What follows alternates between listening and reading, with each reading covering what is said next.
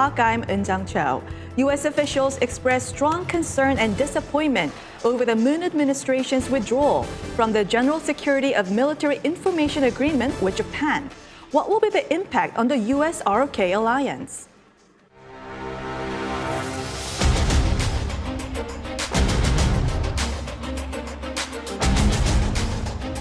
We're disappointed to see the decision that the South Koreans made about that information sharing agreement.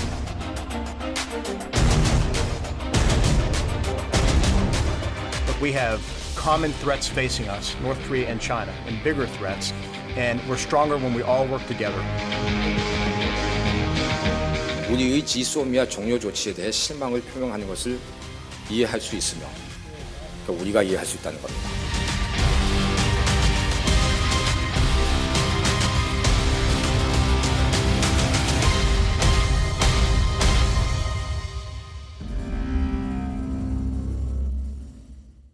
In the studio with me today, Mr. Dennis Wilder, professor at the Georgetown University. Mr. Wilder was Senior Director for East Asian Affairs at the National Security Council and spent more than 3 decades at the CIA. Also joining me, Mr. David Maxwell, Senior Fellow at the Foundation for Defense of Democracies. Mr. Maxwell is a retired U.S. Army Special Forces colonel with assignments in Korea. Welcome to the program. Thank you. Great to be here. Professor, let me begin with you. So, high-level U.S. officials, including Secretaries of Defense and State, expressed a strong concern and disappointment over South Korea's termination of Jisomia and even called out explicitly on the Moon administration. So do you think this is the highest level of criticism to an ally? Well, it's definitely a high level of criticism. I think you have to remember the history of this, that we worked very hard on the U.S. side to get both Japan and South Korea to agree to the Jisomia a few years ago. It was a hard-fought agreement. We feel it's very important, both symbolically and operationally. And for the South Koreans to seemingly throw this away so sort of cavalierly was a shock to the American system, and one that really speaks volumes about where President Moon is in his thinking on the trilateral relationship. And so this is a big problem, and America is going to continue to criticize this. So, Colonel Maxwell, State Department pointed out that the Moon administration, its misapprehension over the security threat in Northeast Asia. So what kind of misapprehension was this? Yes, well, I think that it certainly weakens the alliance and weakens our military capabilities. The direct sharing of information between Korea and Japan without the U.S. being a middleman actually enhances the security of all 3 countries. And so by backing out of the Jisomia, information sharing now occurs like it used to in the past through the U.S., which is naturally slower and of course will reduce the efficiency of military operations. So this decision has a military impact, although we should keep in mind that the ability of U.S. and South Korean forces to deter and defend South Korea is not significantly diminished. And the military capabilities remain strong. And State Department pointed out that U.S. forces in South Korea may also be impacted. So what kind of impacts do you anticipate? Well, the most important impact is early warning of North Korean attack. Now, of course, we have intelligence capabilities to watch for that, but so does Japan, and South Korea has lesser capability. And so the combined intelligence capabilities of the U.S., Japan, and South Korea really bring strength to the process. And either one may observe the indications and warning of an impending attack, or they provide second source confirmation of potential military operations. So it's important that this information is shared rapidly. And because of the presence of U.S. forces in South Korea, if there is any attack, U.S. forces are at risk.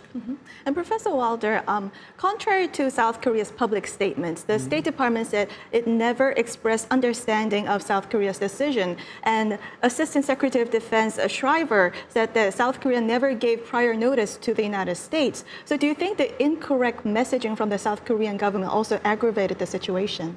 Well, I think as an ally of the United States, you would hope that the South Korean government, whenever they made a major decision that has an impact on the security of American forces in Korea, would have a consultation before they do such an action. And that, again, makes you wonder about the Moon government's commitment to the alliance, what they might do in the future unilaterally without consultation with us. We make a huge commitment to South Korea and South Korea's defense. We station 27,000 troops in South Korea. We think that as a government that has shown such a commitment to the defense of the South Korean people, that we are owed a little more than what the Moon government gave us in this case. And talking about allies relationships, South Korea's Vice Foreign Minister called for a meeting with Ambassador Harris and asked Ambassador Harris for United States to refrain from public criticism on South Korea's decision. So what do you make of South Korea's such request to the United States? I can understand why South Korea doesn't want to be criticized by its most important ally publicly. That is perfectly understandable, but it is a little bit of a reach on the part of the South Koreans to believe that something as important as the breaking of the Jisomiya agreement would not be something the United States would comment on. American public would be asking the administration questions about this. The reporters would ask, does the South Korean government want a no-comment statement out of the U.S. government? I think it is well within the rights of the U.S. government to explain where they stand on this issue. And so I'm a little perplexed the South Korean government would think that's an appropriate request of the U.S. side. So earlier on, you mentioned how the trilateral information sharing agreement is ineffective, less effective than the Jisomiya. And what are Japan's strengths in intelligence gathering?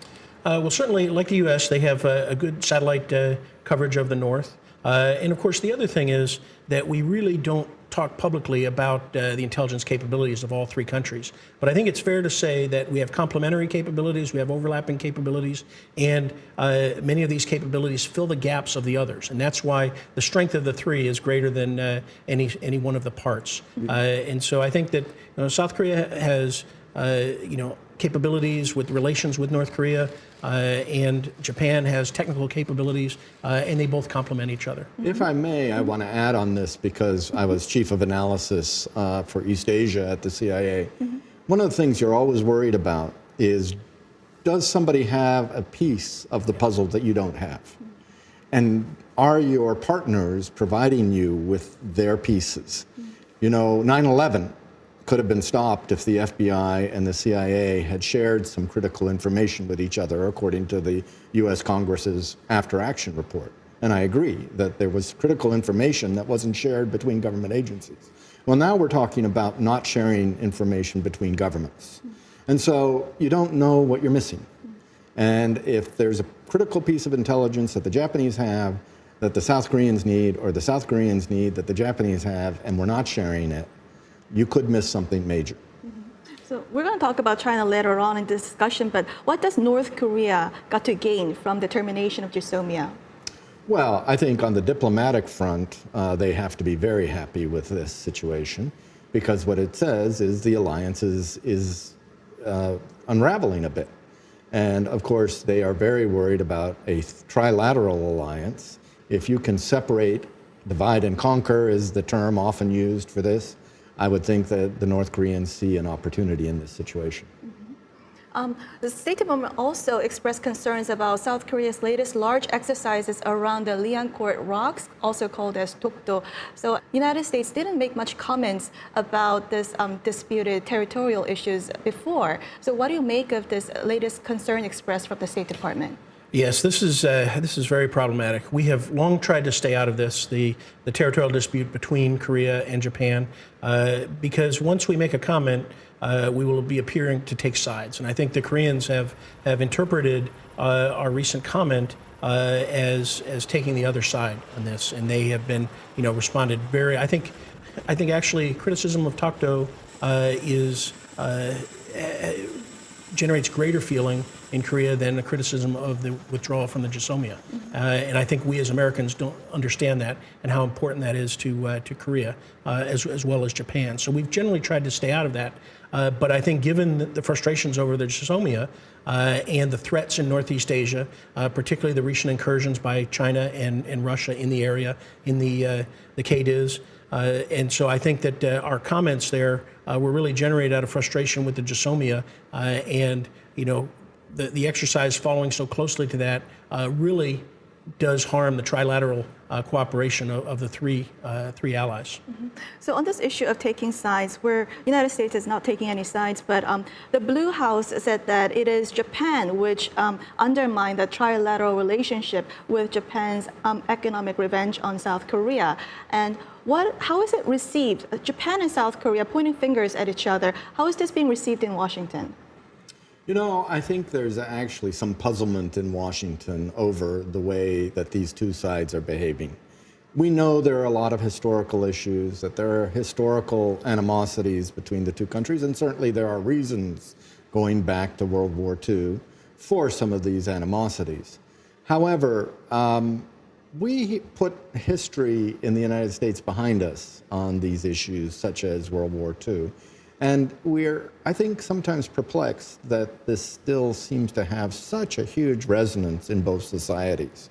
So, some people can accuse the United States of sort of ignoring history, and maybe we are guilty of that at times, but sometimes if you live too much in the past, you get into situations like this. And so I think what we would like to see our allies do in East Asia is try to put this history behind them as best they can, and try and find, obviously, ways to deal with the territorial and other issues that have come up. Mm-hmm. Assistant Secretary of Defense Shriver called on South Korea to reverse its decision to terminate Jisomiya before it is expired in November. And South Korean Prime Minister also hinted that this could be possible. So what do you think are the chances that South Korea will take this road? And how important is this decision at this time? I think it's very important, as we've outlined, for national security. But whether it will happen or not is really a function of two people, President Moon and Prime Minister Abe. Both of them need to exercise real leadership. Both of them need to put national security and national prosperity ahead of these emotional, historical issues. And that is really the only way out of this. They have to demonstrate leadership and really have to go against their domestic political constituencies and set those aside for the good of both countries and really the good of all three countries. Before we go, I want both your opinions. So Professor Wilder and Colonel Maxwell, is the US-ROK alliance now reaching dangerous levels? I wouldn't go that far yet, but I think this is a step down that road. And I think that we have a lot of complicated issues to deal with. We have the issue of burden sharing that's coming up again. There are many things here. And so I think this is a warning signal that we should all take. This is a canary in the coal mine situation where clearly we're not on the same page right now, and we need to get back together. Mm-hmm. I think we are potentially heading towards a perfect storm with negative conditions. However, the analogy for an alliance is like a marriage. And there are ups and downs in a marriage. When you look at the history of the alliance, we've been through some difficult times. Various administrations have had differing views in the past, and we've worked through them. But if it is like a marriage, we really need some counseling, and we really have to talk and work together and remember what the alliance is based on. Mm-hmm. Well, we'll surely have to work through this. We'll leave it here and watch video for our next discussion. Thank you.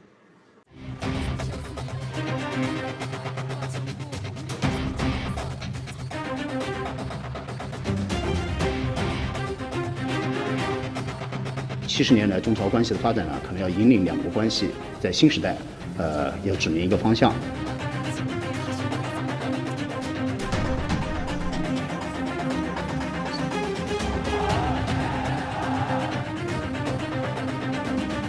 我们支持日韩双方借这次外长会的契机。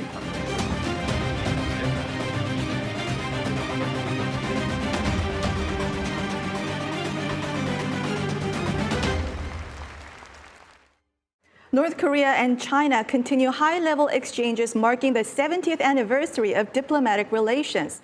The latest in the series of visits is Chinese Foreign Minister Wang Yi's visit to North Korea. Now, Colonel Maxwell, what will be Foreign Minister Wang Yi's biggest agenda? Last year he was there in May, and soon after Chairman Kim visited Dalian. So is he there again to set up the logistics, or will he be there to discuss denuclearization? Probably both. I'm sure we'll probably hear some kind of public statement from China that they support denuclearization and they urge both sides to talk. I think that's how they will put it diplomatically. But it is likely that they are setting up a future meeting. What I think is interesting is that these are foreign ministry meetings. And in the past, as I understand it, they've really been more party to party. And I think this is part of North Korea's coming out. I think China may be supporting the enhanced reputation of Kim Jong-un and North Korea and trying to help normalize its reputation in the world, which of course also supports the new constitution that was just approved. So, Professor Wilder, in the last couple of months, North Korea conducted a series of short-range ballistic missiles, and China remained quite quiet. And what do you make of China's inaction? Well, you know, it's very interesting. I read over the Chinese spokesperson's announcement of the Wang Yi visit. And one thing that struck me in there was a statement that the situation on the peninsula had de-escalated. Now, I don't see what de-escalation the Chinese are talking about. And I think somebody needs to press the Chinese on why would you say that the situation has improved in recent times when, as you say, we have these provocative missile firings by the North Korean leader. So I think China is trying to set up a charade here that somehow the situation on the peninsula is in a better place than it has been. I think that serves China's interest because China really doesn't want these talks to go very far. They like the current situation on the peninsula. They keep the North Koreans on sort of a drip, if you will, of aid, but never allowing them to go too far. So I think the Chinese are very happy with the current state of affairs, but I think we should be very skeptical of a Chinese statement that you know, it's because of a de-escalation. Mm-hmm. So, Professor Wilder, after President Xi's visit to North Korea, there was economic packages to North Korea, 800,000 tons of rice, and beefing up the number of Chinese travelers to 5 million. So what do you make of President Xi's present to North Korea? Well, remember that China has actually gotten out of the negotiations what it wanted. What were the two things that China wanted? Number one, they wanted the nuclear test site at Pyongyang to be shut down. It was close to the Chinese border. There was a danger of radiation both in the air and in the water, underground water supplies. They wanted that facility shut. What's the first thing that Kim does? He shuts down that facility. Secondly, they wanted the long-range missile testing over Japan stopped because they realized that was destabilizing. And of course, at one point, President Trump very clearly stated that this could lead to military conflict.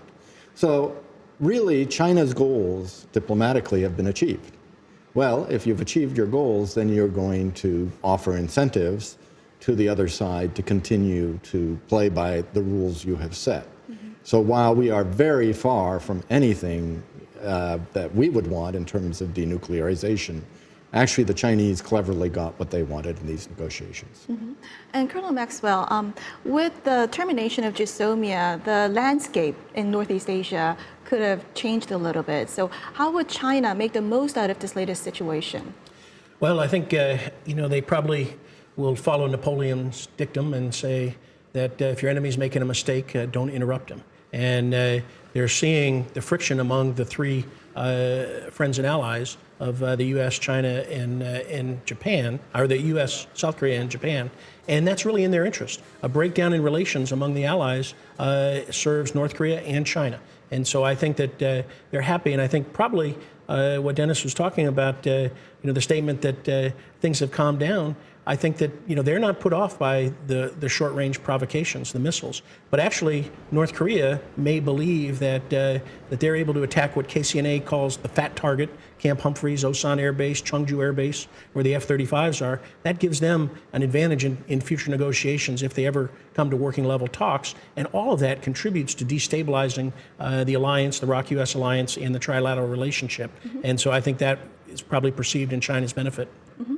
And Professor Wilder, United States and China are in a trade war right now, and how would that affect China's help or cooperation in trying to denuclearize North Korea? Right. Well, I think, to be very frank with you, this is a price we pay on the trade war.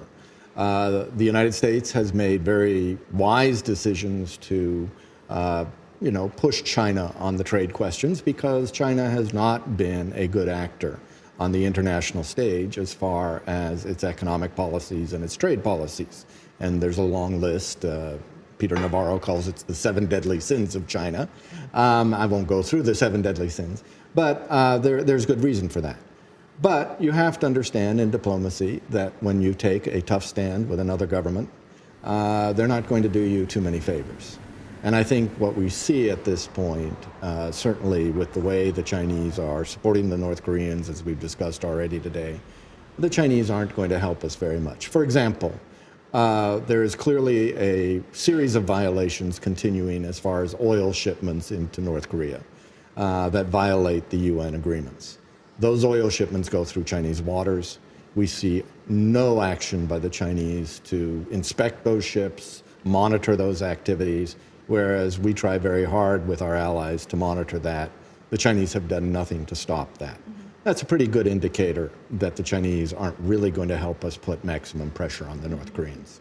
And just to add to that, China's allowing North Korean hackers to operate from Chinese territory. Money is passing through Chinese banks. I mean, I think that really is an indication of how much support China is providing to North Korea, and of course not supporting UN Security Council resolutions, sanctions, and the like. So I think that really is an indication. China's allowing North Korea to get away with an awful lot that keeps them their ability to survive. Well, China will have to show more responsible actions as a member of the UN Security Council.